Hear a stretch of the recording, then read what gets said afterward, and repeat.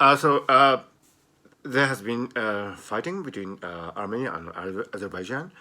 It's a territorial dispute, and I hear that both sides believe that they have the right to own the territory.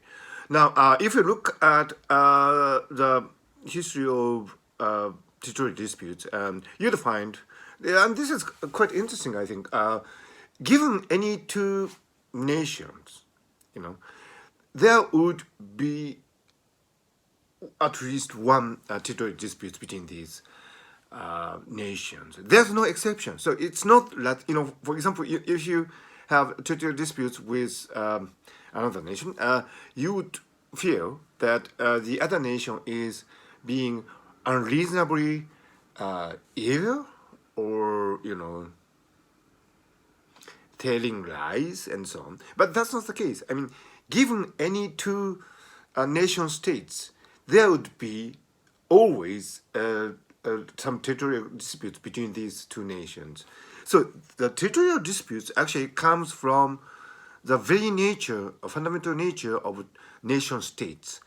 Because let's face it, if my alarm went off, careless me.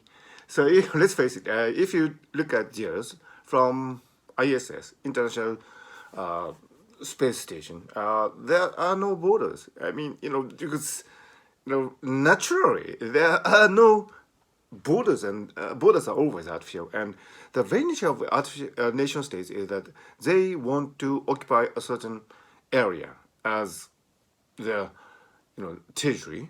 But there would be always some processes where you kind of go to and fro, and the influences will be different over time in terms of space, and so there would be always some ambiguities, overlapping regions when it comes to territories.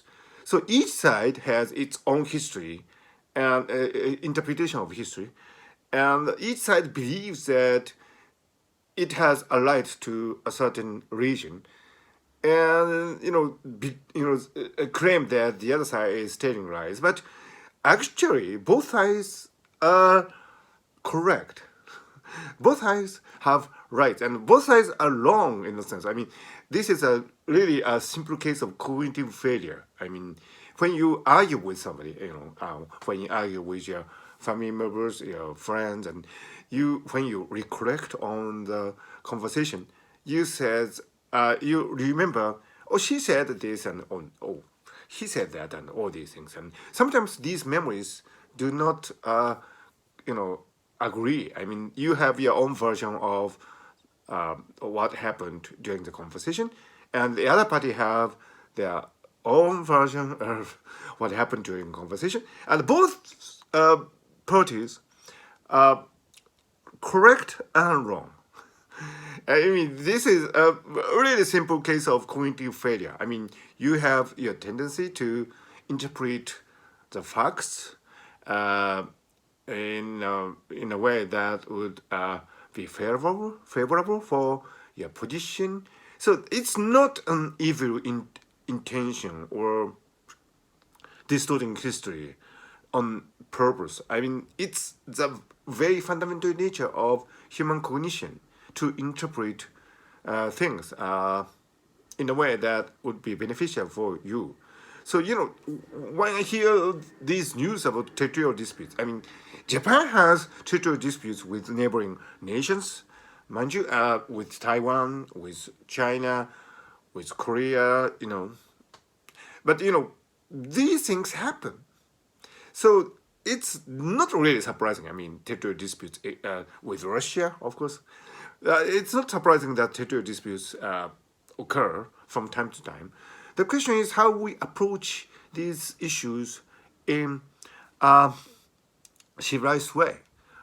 Fighting is not really the solution for these territorial disputes because, when you fight, physical force would determine who is going to occupy the region. But that is so fundamentally primitive. We are living in a modern civilization, and we do understand these cognitive failures that are behind territorial disputes. So what we should do is to admit that probably both sides are right and both sides are wrong at the same time.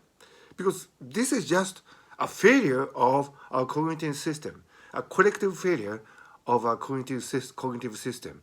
And it is by the very nature of nation states that, they don't really admit